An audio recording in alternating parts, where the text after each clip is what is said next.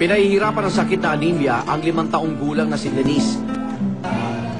Linggo-linggo siyang na-ospital para salinan ng dugo at minsan kailangan niya magtagal rito ng ilang araw para magpalakas. Pero ginagamot man ng mga doktor ang kanyang karamdaman, hindi naman daw nila naaalis ang kalungkutang kanyang nadarama. Pero ngayon, isa pang doktor ang dadalaw kay Denise. Ang kanyang estilo, iba sa karaniwang doktor. At ang kaya niyang pawiin na hindi kaibang sakit na nadarama ng mga pasyente, ang kalungkutan. Siya si Dr. Cody, isang therapy dog.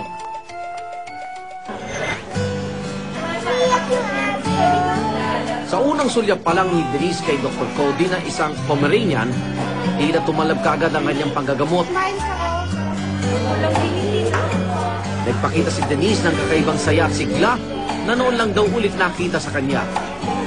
Dapat kasi patulog na siya, dapat noon kung wala yung mga aso. Pero nandiyan yung aso, yun, masigla siya, nakikipagkwentuhan siya. Hindi siya nahiya makipagkwentuhan dun sa mga nag-aalaga dun sa aso. Kasama rin ni Dr. Cody ang iba pang therapy dogs. Ang ibang mga pasyente, abot tenga rin ang mga ngiti habang nilalaro nila ang mga Dr. Dogs. Sa mga sandaling iyon, tila nakalimutan ni Denise at ng iba pang pasyente ang kanilang mga karamdaman. Siyempre masaya kami kasi medyo comfortable na yung mga bata. Kung may mga procedure man na gagawin, at least hindi na kailangan pilitin. Tapos parang nawala yung pagkabalisa nila o yung takot nila sa mukha, nawala. Ayon sa eksperto, Animal Assisted Therapy o AAT ang tawag sa ganitong uri ng programa. Ang mga batang introvert o mapag-isa, madali rin daw natuturuang makihalubilo sa pamagitan ng Animal Assisted Therapy.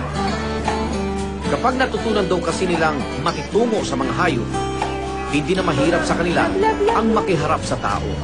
It serves as a displacement. Hindi na nila naiisip masyado yung illness nila. So in a way, it facilitates more hope. It facilitates more a positive attitude towards wellness. Now, when you present a dog to a child, there is a tendency na nagiging mas comfortable yung bata.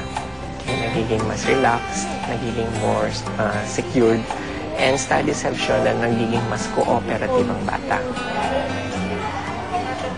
Sa bansa, ang PAWS o Philippine Animal Welfare Society ang nagsimula ng Animal Assisted Therapy noong 1997. Tinawag nila itong Dr. Dog Program. At ngayon, may 8 Dr. Dogs na ang kabilang dito.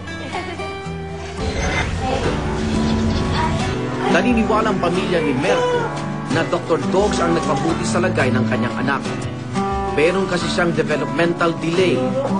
Dahil dito, hanggang sa mag-9 na taon si Merco, hindi raw siya nagsasalita.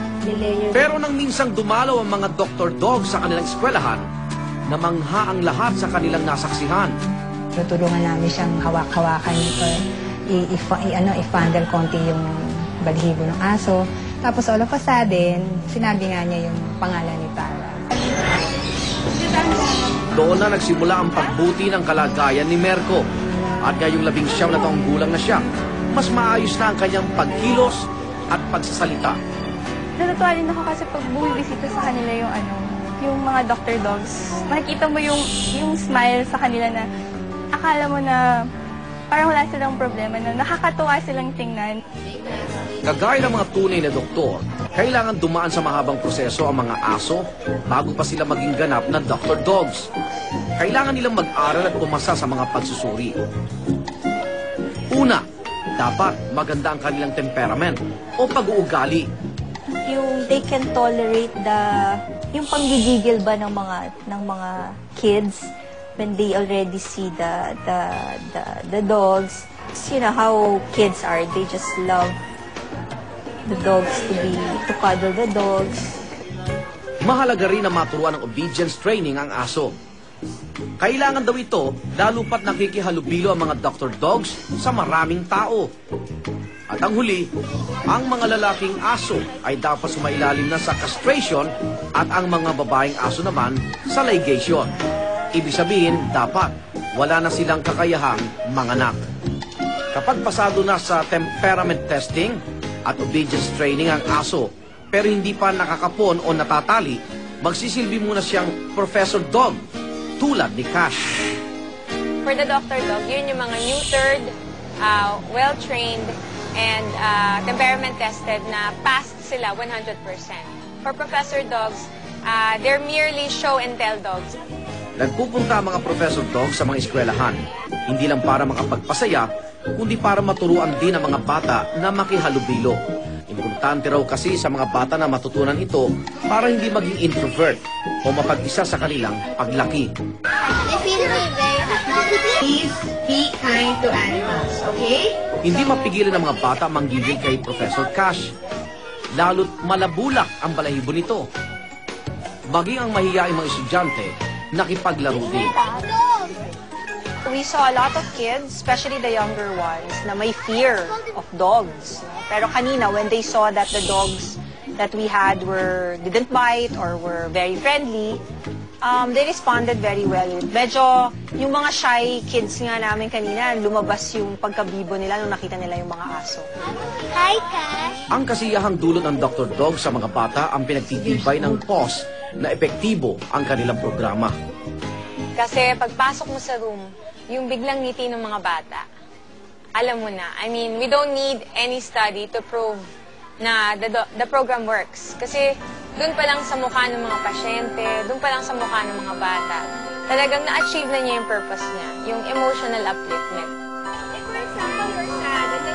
Tanggap na maraming tao ang benepisyong ibinibigay ng mga Dr. Dogs. Para sa kanila, ang kasiyahang na ibibigay ng mga ito ay higit pa sa anumang gamot o atensyong medikal. Susunod, mga ina na nagdurusa sa matinding depresyon. Para maiwasan ang depresyon, libangin ang sarili sa pagbabasa, paglalaro o ibang kapaki-pakinabang na gawain. Maging bukas ang komunikasyon sa pamilya, kaibigan o kasama sa bahay. Kumonsulta sa isang psychologist